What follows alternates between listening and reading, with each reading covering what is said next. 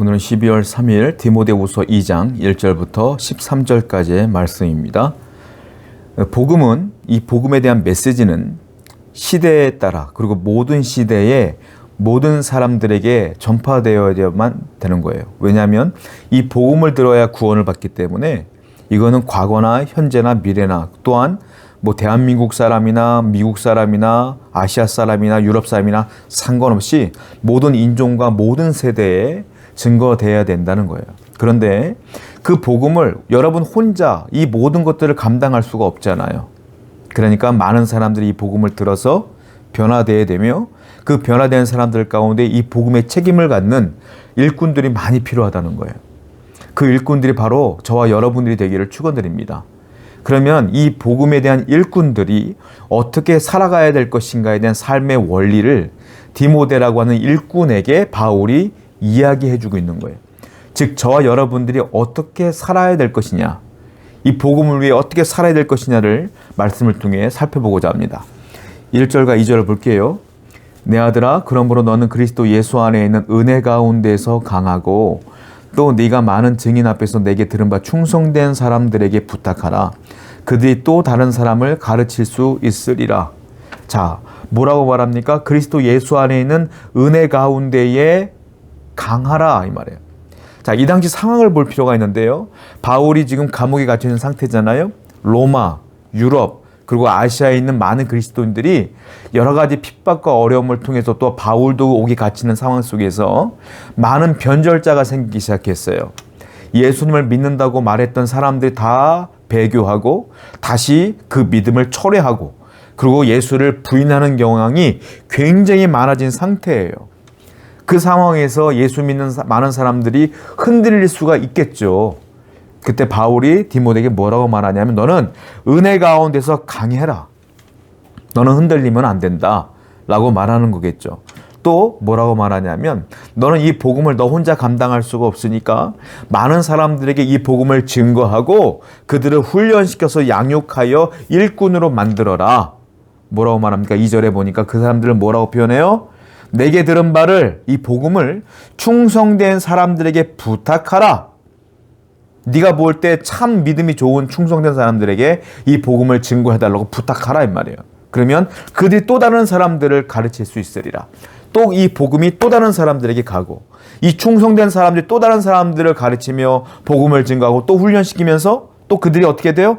충성된 자가 있겠죠. 그들에게 또 부탁하고 이게 계속 흘러가야 되지 않겠느냐. 이게 전도의 원리예요. 쉽게 말하면. 복음은 우리가 올림픽 시작되면 성화봉송을 하잖아요. 막 뛰다가 지칠 때쯤 되면 어떻게 돼요? 두 번째 봉송주자가 나타나. 그때 그 횃불을 넘겨주면 불을 받아서 또 뛰죠. 이와 같은 게 필요하다는 거예요. 복음은 계속 세대를 넘어서서 인종을 넘어서 흘러 횃불처럼 번져나가야 되는 거예요. 그러기 위해서는 내가 예수 믿고 나 구원받으면 끝! 하고 말면 되는 게 아니라는 거예요. 어떻게 해야 돼요? 나도 충성된 일꾼으로서 이 복음을 증거하며 또 다른 사람들을 훈련하며 또 충성된 사람에게 이 복음을 증거할 수 있도록 부탁해야 된다는 거예요. 그래서 이 복음이 계속 흘러가서 온 세계의 많은 그리스도인들이 주님께로 돌아오는 역사가 나타나야 된다라는 거죠. 이게 우리의 사명이고 삶의 원리예요. 그러니까 여러분들 나 혼자 은혜 받고 천국 가면 된다는 생각을 버리시고요. 여러분도 구원받았으면 은혜 받았으면 주위에 있는 사람들에게 복음을 증거하고 또한 그들에게 잘 양육하여 그들 하나님의 백성으로 만들어내는 또 그 복음을 부탁하는 귀한 자가 되어야 된다라는 거예요. 3절부터 6절 말씀 보겠습니다.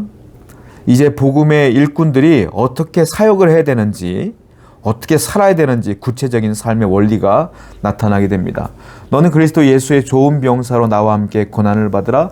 병사로 복무하는 자는 자기 생활에 얽매이는 자가 하나도 없나니 이는 병사로 모집한 자를 기쁘게 하려 함이라.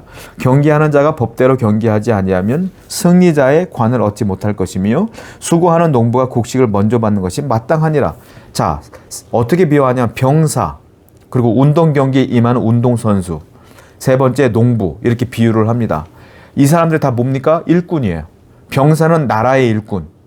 그리고 운동 경기는 엘리트죠. 운동 경기에서 선수니까 대표하는 사람이잖아요.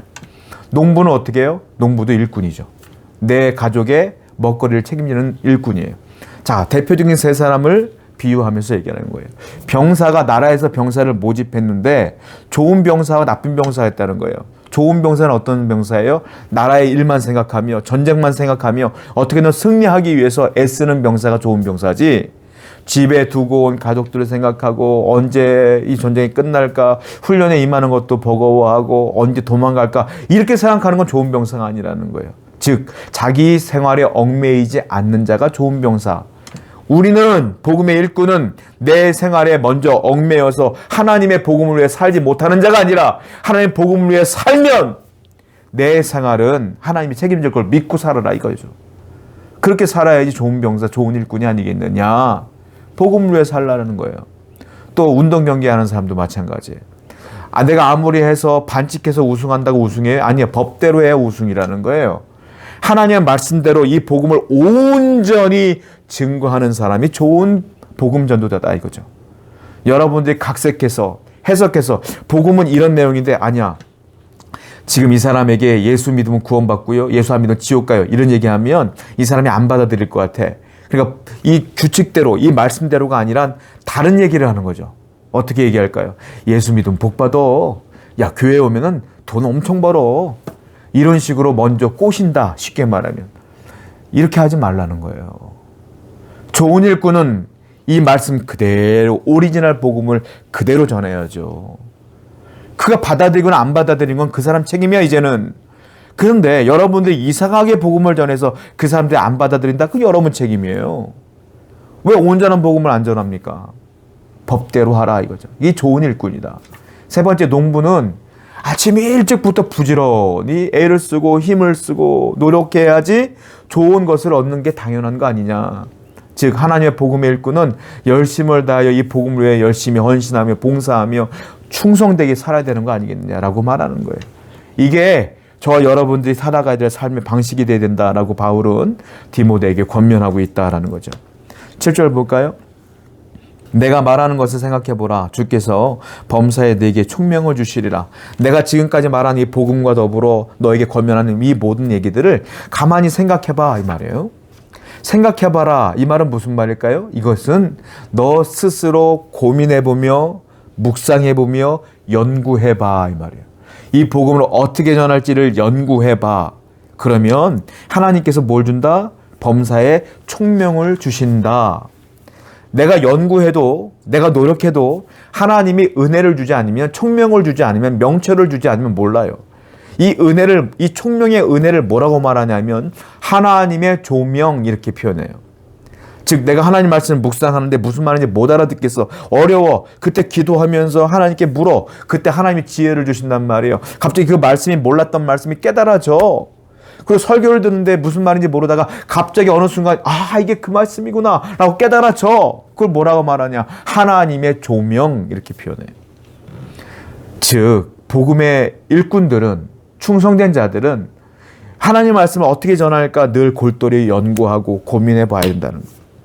그때 하나님이 그에게 지혜를 주실 것이고 은혜를 주실 것이고, 하나님이 주시는 지혜로운 방법으로, 기도할 때 주시는 응답의 내용으로 복음을 잘 증거하라 이 말이죠. 또 8절부터 10절 말씀 볼게요. 내가 전한 복음대로 다윗의 씨로 죽은 자 가운데서 다시 살아나신 예수 그리스도를 기억하라. 복음으로 말미암아 내가 죄인과 같이 매이는 데까지 고난을 받았으나 하나님의 말씀은 매이지 아니하니라. 그러므로 내가 택함 받은 자들을 위하여 모든 것을 참음은 그들도 그리스도 예수 안에는 구원을 영원한 영광과 함께 받게 하려 함이라. 바울의 믿음을 얘기하고 있어요. 바울이 옥에 갇혀 있지 않습니까? 복음을 위해 열심히 살다가 일꾼된 바울이 지금 옥에 갇혔잖아요. 그리고 디모데에게 말하는 거예요. 자, 복음을 전해야 될 일꾼들에게는 믿음이 필요하다. 너에게도 믿음이 필요하다. 이 믿음이 뭘까요? 우리에게도 이 믿음이 필요한 거예요. 복음을 증거해야 될 일꾼들이기 때문에. 이 믿음이 뭘까요? 자, 복음을 증거하다 보면 고난이 있어요, 없어요? 있다는 거예요, 바울이. 8절 보니까 다윗의 씨로 죽은 자 가운데 다시 살아나신 예수 그리스도를 기억하라. 나는 그때마다 어떤 믿음이 있었냐면 부활하신 예수님을 기억했다 이거예요. 이게 믿음이야.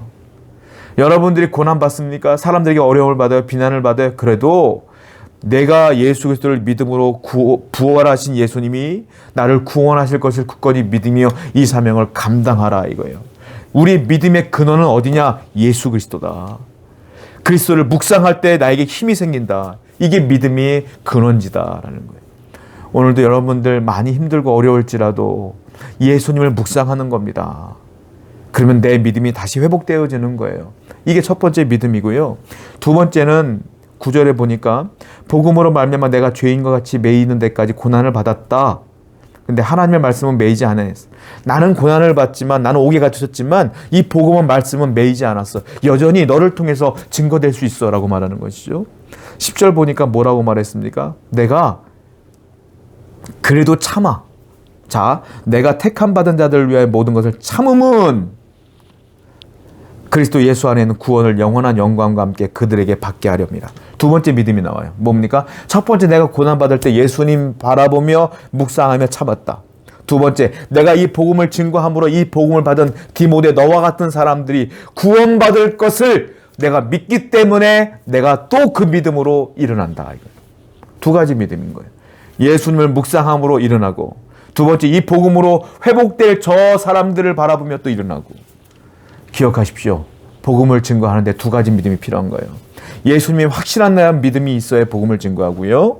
또한 이 복음으로 저 사람이 영적으로 살아난다는 확실한 믿음이 있어야 복음을 전하는 거예요. 오늘도 여러분들에게 이 두 가지 믿음이 확실하게 들어와서 이 믿음으로 이 고난과 역경들을 이겨내며 사명을 감당하는 여러분 되기를 축원드립니다. 또 11절 볼게요. 미쁘다 이 말이요, 우리가 주와 함께 죽었으면 또한 함께 살 것이요, 참으면 또한 왕노릇 할 것이요, 우리가 주를 부인하면 주도 우리를 부인하실 것이라. 우리는 미쁨이 없을지라도 주는 항상 미쁘시니 자기를 부인할 수 없으리라. 자, 이게 무슨 말이냐? 일반적으로 신앙인들이 살아가야 될 원리를 얘기하고 있어요.